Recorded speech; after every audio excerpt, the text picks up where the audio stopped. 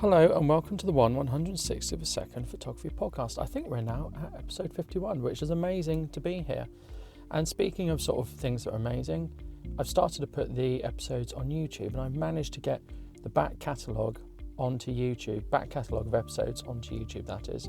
So that is amazing because that was an awful lot of work that took me to do. But that's there, so you can go on YouTube and a link will be in the description below and you can listen at your desktop to all the podcasts for free.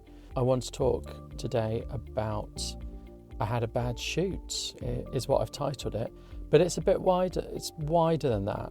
I'm going to be talking about organising shoots, other things along those lines. So I did have a bad shoot and I wasn't happy with it, and it did make me reflect on shoots that I do, how I organise them, what I want to get out of them, etc. Now let me just clarify, it was a shoot with a model, so it's not going out into the countryside, it's not doing street photography, it's not doing landscape or anything else. It was portrait shoots, fashion shoot you could call it, with a model.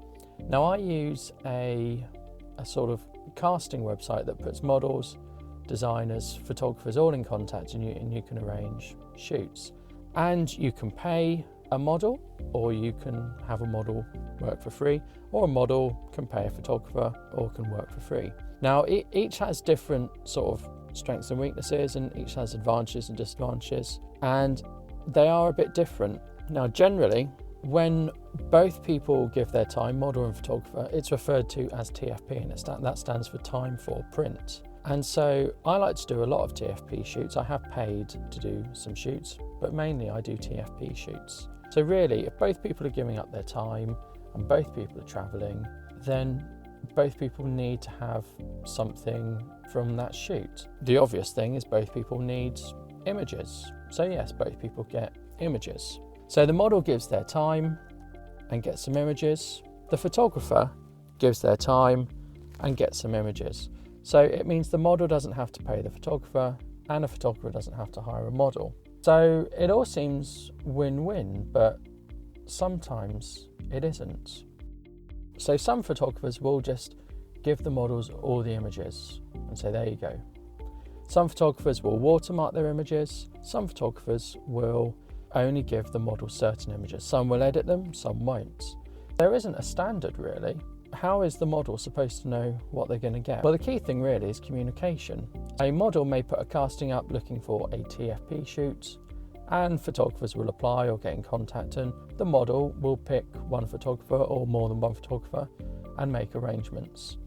If a photographer puts up on this site a casting for a TFP shoot, they will get models applying and they pick whichever model or models they want to shoot with. The site I use allows you to book a session in and then give references later. So that's really good. And some sites do that and some sites don't do that. I find things work best when there's a reference system and you can book things and people confirm rather than they just don't turn up or they forget, which is frustrating. So I looked on this site, I think on a Saturday, and a model had put up a late casting call. And I got in contact, said, yeah, I'd like to do a shoot with you. And we arranged it, and we arranged a time and a location. And we went there and we met and we did a shoot. And because it was last minute and because it was the model doing the organising rather than me, I didn't get to sort of communicate things as well as I would have liked. We met on the day and the model was late, and that's not their fault, but the model wanted to do a nighttime shoot. So it obviously had to be towards the end of the day, really. Now, luckily, it gets dark quite early at the moment in January. So it was dark at 4, so we met at 4. And the location the model picked was extremely crowded and there were loads and loads of people there. So that made it quite difficult because you don't want to take a picture with people milling about in the background. I think it made the shoot really difficult. And yeah, I suppose it did, because we would stop and wait for it to clear, but it never cleared in certain places. People walked in the way all the time, and well, of course they did. They're out doing their thing. They don't know what we're doing, and it's not their fault that we've turned up to do photography where they've happened to be. So I don't hold that against them. What I do on a TFP shoot is I always explain my policy, and I always explain the contract needs to be signed. So in the UK, if a photographer takes images, the copyright and the ownership always lie with the photographer. That's the law, that's the way it works. But I always get models, whether I paid them or not, or whether they're paying me. But if they're paying me, it's probably a bit different. But I always get models to sign a contract, and I wouldn't really release any images until a contract is signed. And I got a fantastic app that day to get contracts signed, because you can bring a paper copy along with you, and in some ways that's easier. I tried various apps and various ways of doing it, and I thought I'd try this app today. Now, it was late in the day, I wanted to get back, and I shot off quickly. I had to queue in the tube station, it was that busy where we went. This shoot was in London, so I needed to get back, so I didn't get around to doing the contract. I had explained how things were going to work. To be honest, everything was rushed. Before the shoot, arrangements were rushed. On the shoot, everything was rushed. At the end of the shoot, things were rushed. And I left feeling deflated. I left feeling not that happy. When I got home, I looked at the images, and some were good and some weren't. At the time, I had explained to the model what I would do. I edit 8 images, I'll send them over within 2 weeks. Now, the model wanted to pick the images, which I never think is a great idea, in all honesty. Every time a model has picked images, when I started out, I used to let models pick images. It was so much more work to do it that way. And generally, with the exception of 1 or 2 images, the model always picked the same ones as I picked. So because of the work involved in doing that, because of the backwards and forwards, I cut that out, and it streamlined things remarkably. I've never had anyone say, oh, I'm unhappy with the images you picked or sent over. It's never happened. But the model wanted to pick the images, and I said, okay, fine. Then what I will do is I will send you all of them in a smallish file, and you can pick them. That's the only way I can do it. I think I took about 150 images, and we went from there, and the model picked the images, and I haven't quite finished editing them yet, but I certainly will edit them and deliver them digitally. The whole process got me thinking about, well, why did it go wrong? Would I do it again? And what were the problems really? So would I do it again? Yes, I'm not going to stop doing TFP shoots, because of all the shoots I've done, and I've done quite a lot of shoots, the images I'm happiest with have come from TFP shoots. They haven't come from paid shoots, although there are images I'm happy with from paid shoots. I've had more fun doing TFP shoots. I've got better results doing TFP shoots than with paid. And of course, it hasn't cost me a fortune. It would cost me a fortune to pay a model each time. And each different person I do a shoot with, I get better, I get more experience. I often travel as well. I'll often go into London or drive. I'll get a cup of coffee and stuff. So things would start to add up. So paying a model as well would mean I couldn't really do it. I couldn't afford to do it. And I don't want to pay a model. That sounds quite a nasty thing to say, but I don't want to pay unless, there'd be a way to recoup my costs like models paid me, which isn't going to happen really. So I'm not going to give up on TFP shoots, even though I've had this experience. I'm not going to give up. I'm still going to do them.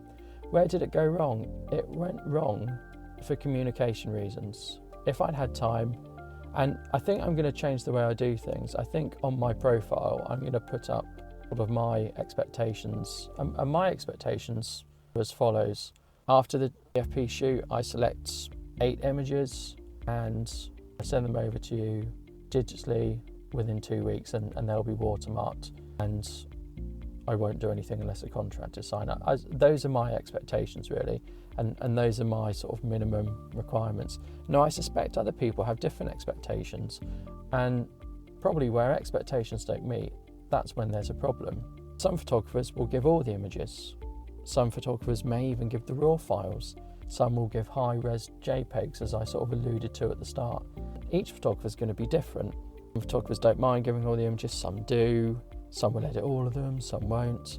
When you're dealing with someone who typically only has one set of clothes, and you take 200 images, and the difference is going to be either facial expression, pose, or location where you take them, then there isn't going to be a great deal of variety. So I always try and put in variety.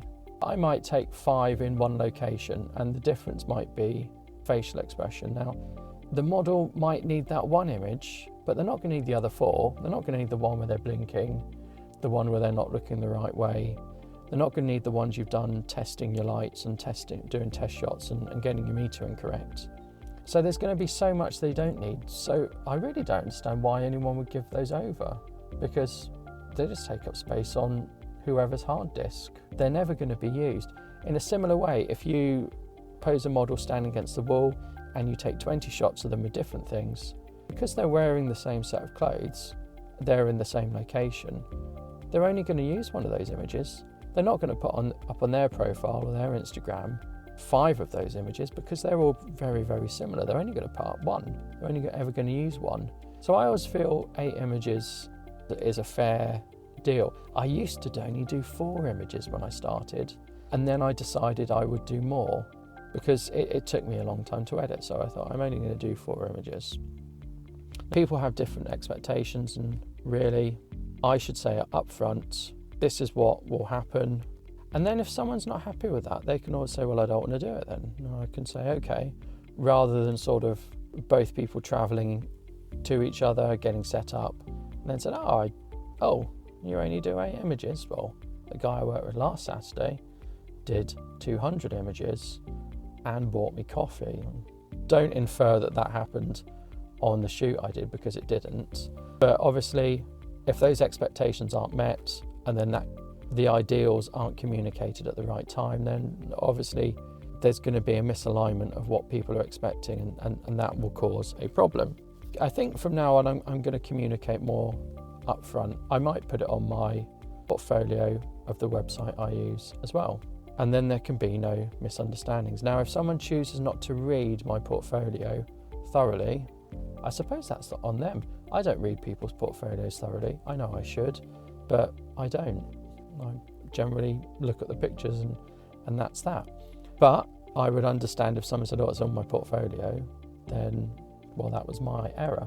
So I always deliver my images promptly, but I know a lot of people are frustrated by if images never turned up, and quite rightly, a model should be frustrated. If they've entered an agreement with a photographer and they're promised X images, they're not necessarily promised by X time, but they're promised X images or X number of images. And if they don't get them, yes, they should be miffed, they should be annoyed, because they've given up their time. They've entered an agreement for, I give my time for some images. It's debatable about who spends the most time in this relationship producing the images. Is it the photographer or the model? No, that's not something I'm going to discuss today. It's an interesting idea, who spends the most time, but I'm not going to talk about it today. Yeah, if they don't get their images, then quite rightly they should be miffed. Now, a question they should be asking the photographer is, when will I get those images? But if a timescale is not agreed, a photographer could take 2 years and then deliver the images. Now, I personally think that's unreasonable, but if nothing's been agreed, then, well, it's going to happen, isn't it? It's an inevitability. And that's why I use a contract, because it stipulates what will and won't happen. I think at some point I did have things stipulated in the contract, but now I've moved to trying to use an app. Those sort of things aren't stipulated in the contract. Maybe I should go back to printing my own contracts and using paper, getting a copy signed, giving a copy to the model, because it is important to be transparent. You want to give someone a copy of what they've signed. It's only fair, really. And obviously there are difficulties if that doesn't get there. I think I'm just going to aim to be clearer, communicate better, and be more transparent. And I think if things don't seem right, maybe walk away, because once you're there and you're doing it, if things don't seem right and you want to walk away, it's much more difficult. And I had that when buying a car. I thought, this doesn't feel right, and maybe I should have walked away, but I'm not going to get into the saga of me buying a car in this photography podcast. So I hope I've explained what a TFP shoot is, the benefits of doing it, and there are considerable benefits of doing a TFP shoot, and then what happens and how you should sort of structure it. You should have clear communications. You should be courteous on the day. You should deliver the images in a timely fashion. You should leave a reference. You should do all those things. You should treat the other person like a human being, because, well, they are a human being, and you should treat them courteously, and you should recognise that both parties have entered into an agreement and both parties should gain from it. And I'm sure the vast majority of people do that. The alternatives to doing TFP, well, it's basically paying someone to be your model. Now, there is a slight complication. What if you do a TFP shoot and then you want to sell the images? As I understand it, technically, you could do that because you own the image rights, but morally, would you do it? No, morally you shouldn't do it. How would you feel if you're the photographer, you take images of a model and the model goes and sells them and gets a lot of money for them? Well, you'd be really miffed, of course you would. And you might contact the model and sort of complain and say, I want some money. Well, that would be exactly how the model would feel. If you sell the images, then some of the revenue should go to the model. That's quite difficult. How much should go to the model? How much should you give them? I can guarantee you won't have clarified that beforehand. You're not going to turn up and do a shoot with a model and say, now, if we do sell the images, then you'll get 32%. The model might say, well, I want 50%. And automatically, you've then introduced a barrier, or you've then started an argument, or you've then got people's backs up. Something that, in the vast majority of cases, it would never happen. Now, I would never look to sell my TFP images, and that gets around that problem. No one's ever approached me and said, I want to buy these these images off you. And I'm fairly certain that will never happen. If I were doing a commercial shoot for a customer or a brand, a big brand, or, someone hired me and said, I want a model, I wouldn't do it as a TFP agreement with the model. I would pay them, and that gets around that. And I do feel this is quite important. The moment you introduce money into a TFP shoot, you get complications. So I always think the best thing is not to introduce money into a TFP shoot. And for that reason, it's very rare I pay for travel. I would rather go to the person's location and pay for travel. Now, some people will say, some models will say, I'm doing a TFP shoot, I expect travel to be covered. I've never seen a photographer do that, and I've never asked for my travel to be covered. But I sort of see travel being covered as payment, because one's paying me for my travel costs. It has to be even, is how I feel. So yeah, travel costs, I tend not to apply for a TFP casting that has associated travel costs, just because I feel it introduces the element of money and I just feel that complicates things and leads to problems and disappointment. So my advice is keep it TFP, make sure no money exchanges hands, and then everyone's happy. Be clear and concise about what you're going to do, be transparent, deliver on your promises, make people aware of what's going to happen before the shoot. And I will say no one wants surprises, and I've had TFP shoots lined up and then at the last minute someone said, I'm bringing my husband, I'm bringing my girlfriend, I'm bringing someone along, is that okay? And actually I felt it's not okay. And it's not that I object to someone being there, because I have had people on shoots before. But what I've objected to is the last minute nature of it, and letting me know as, oh yeah, by the way, with sort of an hour to go and I'm setting off, or I've already left to go to this place where we're doing photography.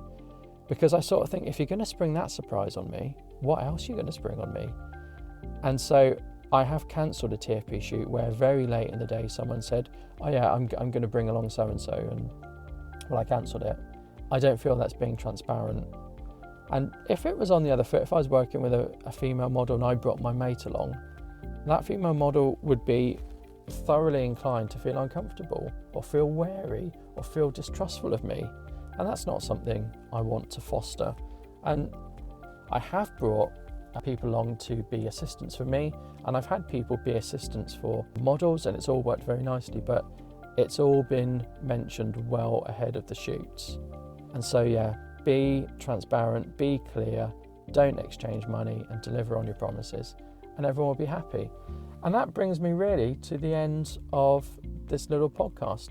Don't forget to check us out on YouTube. Don't forget to leave a review on iTunes. Have a look on Spotify for us. The podcasts are there as well. And most of all, get out, get some shooting done, and maybe do a TFP shoot. Thank you. Goodbye.